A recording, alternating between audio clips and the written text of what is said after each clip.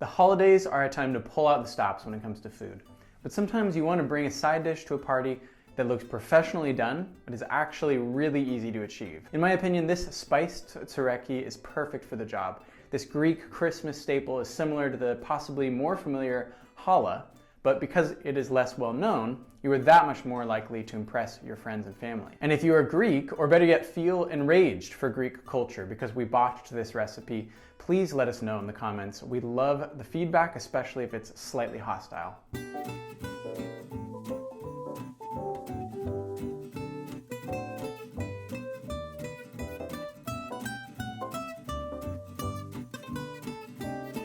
Hey everyone, welcome back to the channel. If you're new here, I'm Taylor, and like many from-home workers, I have been making sourdough bakes ever since the earliest days of the 2020 coronavirus pandemic.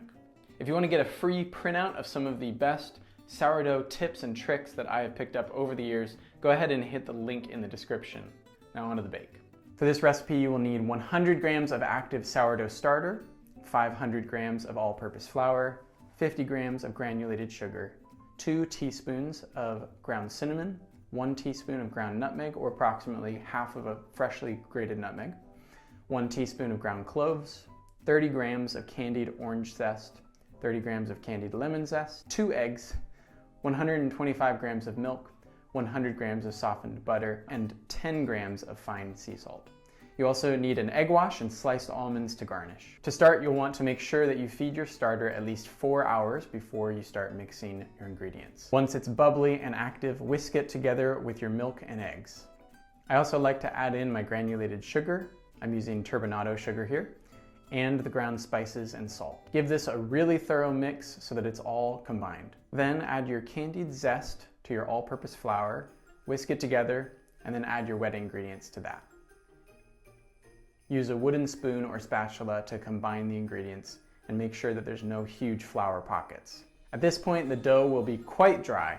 No need to overmix here, just trying to get it all mixed up so that you can let it sit for at least 30 minutes to let the dough fully hydrate. After the resting time, put the dough hook attachment onto your stand mixer and begin to knead the dough. Start by adding your butter 1 tablespoon at a time until all the butter is incorporated.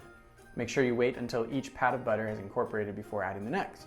Once all the butter has incorporated, continue to knead on medium speed for 5 to 8 minutes or until the dough passes the window pane test. To test your dough for this, simply stretch out a small piece of dough slowly with your fingers. If the dough breaks apart immediately, keep kneading. If you can stretch it thin enough to see light coming through the other side, then it's ready to bulk ferment. Ours ferments for about 8 hours. Butter or fats in general will typically slow down fermentation, so keep that in mind. You'll definitely want to keep an eye on the dough and wait until it's roughly doubled in size. Once it's doubled, let it hang out in the fridge for at least an hour and up to overnight. Then take the dough out of the fridge and pull it out of the bowl and weigh it on your kitchen scale to find the total weight of the dough. Ours was 1,033 grams. Then divide that number by 3 for us, about 344 grams.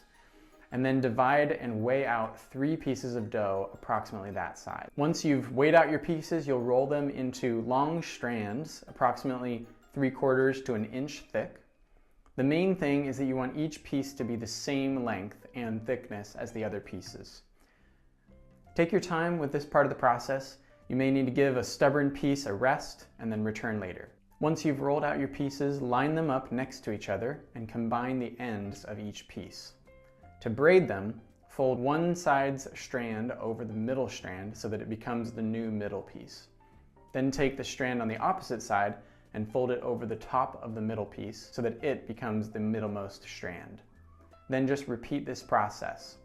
Try to keep each strand tightly braided so that there's no gaps between braids. Once you make your way to the end, simply pat down the ends and push them inwards so that the loaf holds together. Then transfer the braided loaf to a butter-greased baking dish, cover it with plastic wrap, and let it undergo a second fermentation for another 3 to 4 hours, or until puffed up by about 50%-ish. Then go ahead and preheat your oven to 350 degrees and prepare your egg wash. Whisk an egg and a tablespoon of water together. Once the oven is preheated, paint on the egg wash and garnish your tsoureki loaf with your sliced almonds. Pop it in the oven and check on it after 30 minutes. If it's not fully browned over the top, put it in for another 5 minutes, and then check it again.